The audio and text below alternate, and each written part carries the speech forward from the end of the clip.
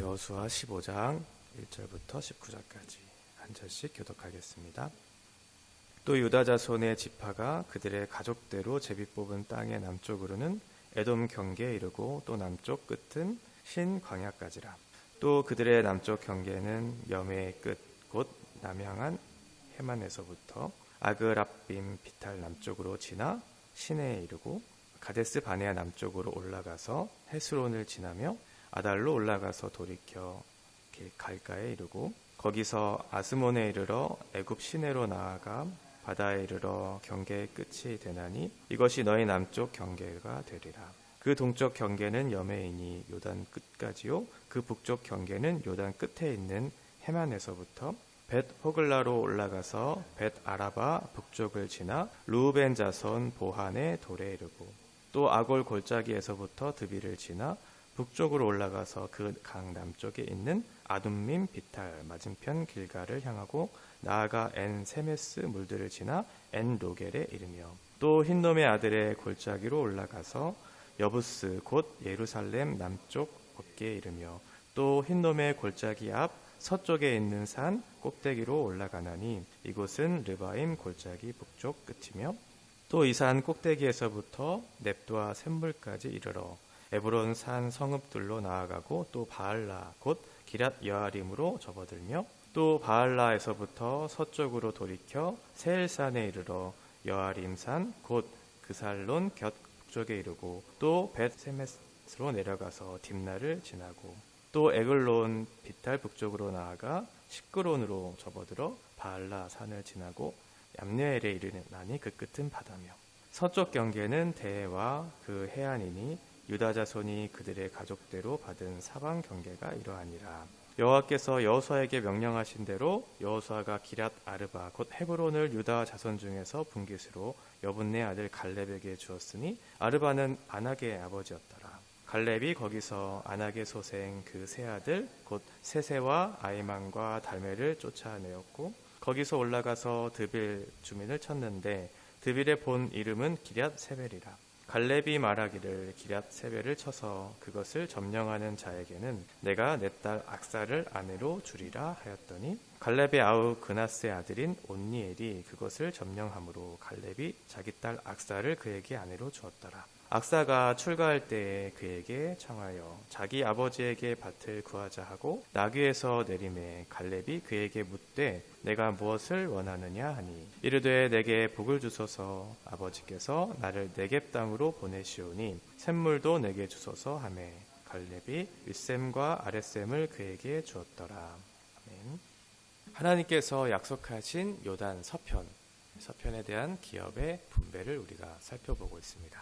어제는 어떤 사람이 그 땅을 분배받는가의 내용을 좀 살펴보았죠. 갈렙을 중심으로 해서 하나님의 약속의 말씀을 믿는 사람, 그 약속의 말씀을 인내하면서 수많은 상황들이 있었지만 인내하면서 그 말씀의 성취를 기다리고 있었던 그 사람, 그 과정 중에 무려 45년간의 시간 동안 그 인내의 시간들을 준비하면서 그 시간의 때를 하나님 보시기에 잘 준비되었던 그 사람이 하나님의 약속의 땅을 받는 것을 보았어요. 오늘은 이제 유다 지파가 첫 번째로 땅을 분배받는데 그 땅이 어떤 땅인가에 대한 부분들, 그리고 그 땅을 하나님께서 왜 주셨는가에 대한 부분을 좀 살펴보려고 합니다. 기업은 하나님께서 주신 선물과도 같은 것이죠. 우리에게 어떠한 기업을 주셨다는 것은 하나님의 복의 하나의 의미로서 받아들일 수가 있어요. 동시에 하나님이 주신 그 기업, 그 선물은 우리에게 있어서 큰 사명이라는 것, 이것도 한번 생각해 봐야 합니다. 하나님이 우리에게 주신 복들이 있죠. 그런데 그 복을 주신 이유는 우리에게 맡겨주신 사명이 있다는 것을 의미해요. 그래서 오늘 이제 유다 지파에게 주신 그 땅이 어떤 땅인가를 보면서 그 땅을 왜 주셨는가에 대한 부분을 좀 살펴보려고 하는데 1절부터 12절까지 이제 유다 지파가 받았던 그 땅의 경계들이 나와요. 매우 길게 이렇게 서술되어 있죠. 우리가 지명들을 이제 보기가 또 잘 모르는 부분들이 있어서 사진을 준비했어요. 그러니까 12절까지 나타난 이 경계가 이 사진에 다 나타나 있거든요.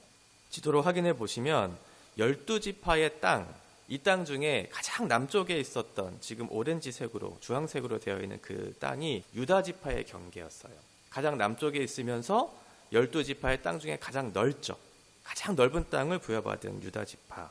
남쪽으로 보면 이제 에돔이라고 하는 나라가 있어요. 에서의 후예 에돔. 이스라엘과 평생의 원수로 지냈던 그 나라 에돔이 바로 밑에 있고, 또 남쪽에 보면 애굽이라고 하는 나라가 있죠. 강력한 군대를 가지고 있었던 애굽. 그 애굽과 그 에돔의 경계선에 있었던 그곳이 바로 남쪽의 경계를 이제 유다의 지파의 경계였던 것이죠. 그리고 동쪽으로 보면 이제 염해 또는 사해로 되어 있는 그 바다가 있어요. 그래서 동쪽으로 만약에 이제 남쪽이나 북쪽에서 서쪽에서 전쟁에서 이뤄졌을 때 뭔가 퇴각로가 필요한데 동쪽으로는 퇴각할 수 없는 막혀 있는 곳이죠. 그러니까 지형적으로 매우 불리한 입장에 있는 곳이에요. 북쪽에 보면 이제 예루살렘까지 올라가요. 예루살렘까지가 이제 북쪽 경계인데 그 지역에는 여부스라고 하는 사람, 여부스라고 하는 족속이 사는 곳이에요. 여부스는 가장 강력한 가나안 족속 중에서도 가장 강력한 그런 민족이었거든요. 그러니까 이 가나안 땅, 유다 지파에게 주셨던 이 땅을 점령하기에는 쉽지 않은 곳이죠. 더군다나 이곳은 산지였거든요. 산악지대였어요. 전쟁을 하기에 수월하지 않고 전쟁을 해야 될 대상들도 엄청난 그런 가장 강력한 여부스 사람이 살았던 그곳. 서쪽으로 보면 이제 블레셋이 나오죠. 블레셋은 이스라엘의 평생의 원수였어요.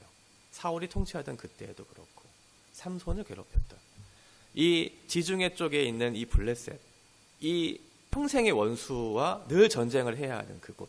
그러니까 유다 지파가 지금 이 땅을 차지한 것은 가장 넓은 땅을 차지해서 좋았겠다 이렇게 설명할 수 있지만 사실은 그렇지 않아요. 하나님께서 주신 복의 크기가 컸지만 그만큼 사명을 감당하는 책임이 크다라는 사실을 우리가 생각해 봐야 된다는 거죠. 가장 강력한 나라들로 둘러싸여 있었던 그곳을 이제 유다 지파가 지켜야 하는 사명이에요. 이 땅을 왜 주셨을까? 하나님께서 가나안 땅을 주신 이유는 가나안 땅에서 해야 할 일이 있었기 때문이고, 그 해야 할 일에 가장 중요한 것은 무엇이냐면 하나님의 뜻을 나타내는 그 사명을 부여받은 것이죠. 하나님의 뜻이 무엇인지 이스라엘 백성들을 통해서 하나님의 그 뜻을 밝히고 또 많은 사람들에게 하나님을 드러내야 하는 사명을 감당해야 되는 이스라엘. 넓은 땅을 주신 것, 특별한 권리였지만 큰 사명이었다라는 것을 우리가 생각해 봐야 합니다. 대부분의 사람들은 많은 복을 얻기를 원하죠. 많은 복을 나에게 주셨으면 좋겠다. 그 대표적인 것이 물질로 나타날 때가 많죠. 하나님께서 나에게 복을 주셨으면 좋겠는데 물질의 복을 주셨으면 좋겠다. 생각하면 설레이는 마음이 있죠. 돈이 나에게 많이 있을 것이라고 하는 것을 생각해 보면, 그런데 한편으로 또 생각해 보면 돈이 많다는 것이 복이기도 하지만 때로는 복이 아닐 수도 있다는 생각을 하거든요. 왜냐하면 하나님께서 주시는, 우리에게 주시는 그 복은 하나님을 위해서 사용해야 되는데 돈이 많으면 우리가 할 수 있는 일들이 많아지잖아요. 그런데 대부분 우리가 하고자 하는, 우리가 하고 싶은 일들은 우리의 욕망을 실현하는 그런 일들에 우리의 마음이 빼앗길 때가 많거든요. 그러면 하나님 보시기에 그 돈이라고 하는 것이 하나님과의 관계를 가로막는 하나의 장애물이 될 확률이 높다는 거예요. 돈이 많으면 그 많은 돈들을 하나님 보시기에 정직하게 좋은 곳에, 그곳에 사용해야 될 텐데 그러려면 많은 생각들을 해야 되겠죠? 많은 책임을 갖고 있기 때문에. 그런 면에서 보면 이 복이라고 하는 개념, 이것을 잘 받고 그것을 잘 사용하는 것, 이것이 굉장히 중요하다는 생각이 들어요. 13장 1절에 보면 얻을 땅이 매우 많이 남아있도다 이렇게 되어 있었어요. 그러니까 땅을 분배하는 과정 속에 아직도 성취되지 않는 그 땅을 정복해야 되는 그곳이 많이 남아있었던 것이죠. 지금 유다 지파는 이 가나안 전쟁, 남은 땅을 차지해야 하는 그런 전쟁을 수행해야 되는 임무가 남았어요. 특별히 유다 지파의 대표였던 갈렙은 이제 헤브론이라고 하는 그 땅을 요청하기 시작합니다.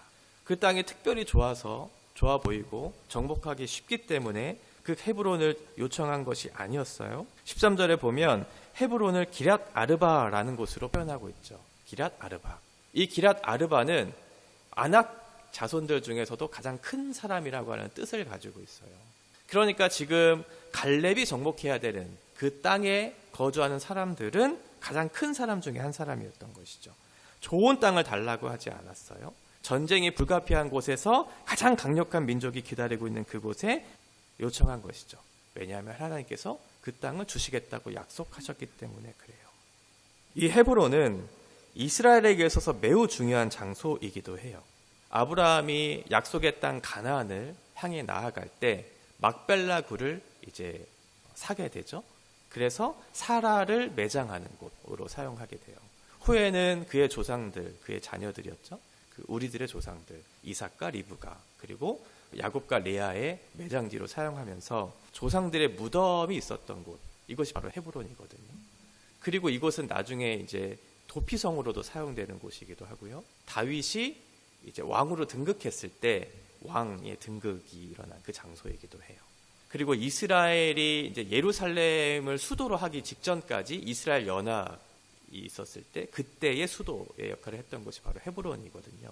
그러니까 이스라엘에게 있어서 매우 중요한 장소가 바로 헤브론이었다라고 하는 거죠. 그곳에 14절에 보면 아낙의 소생 세세와 아이만과 달메를 물리치고 헤브론과 드빌은 지도에서 아까 보았던 것처럼 헤브론 바로 밑에 있는 그 드빌, 그것을 차지하는 과정이 이제 나타나기 시작하죠.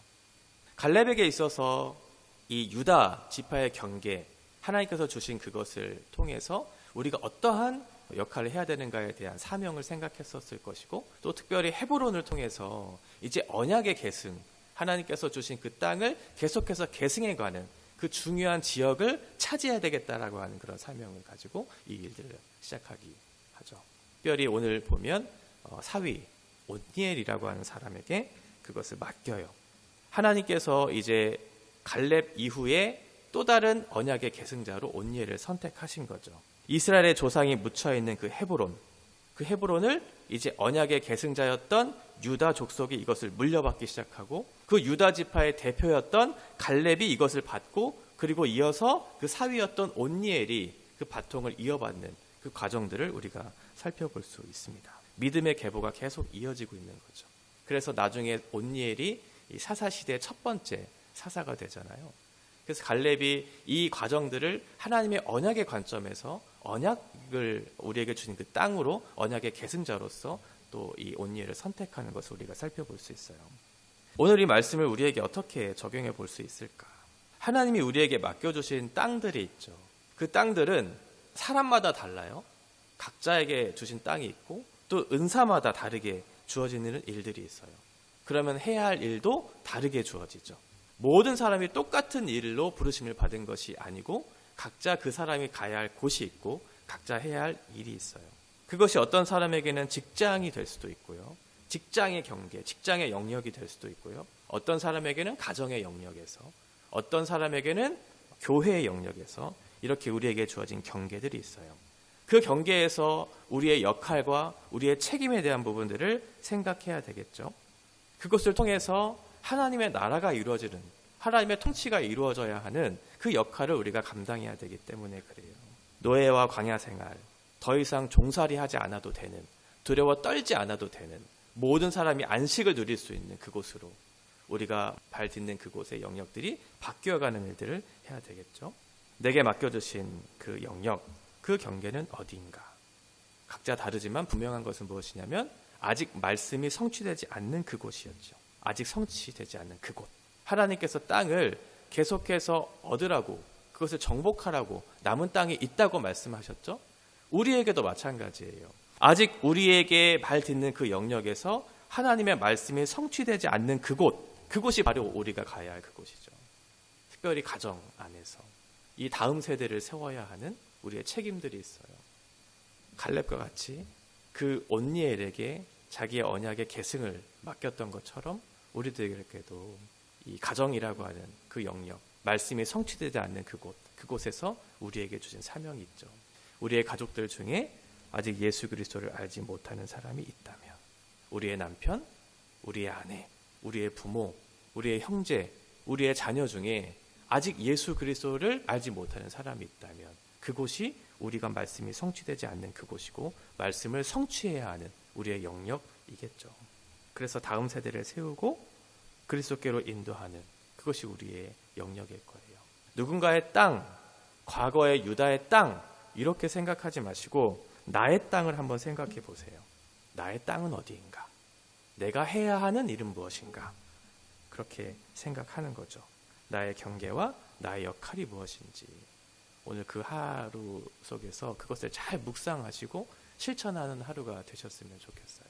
우리에게 주신 그 땅, 왜 주셨을까? 그 땅에서 나는 어떤 역할을 해야 하는가?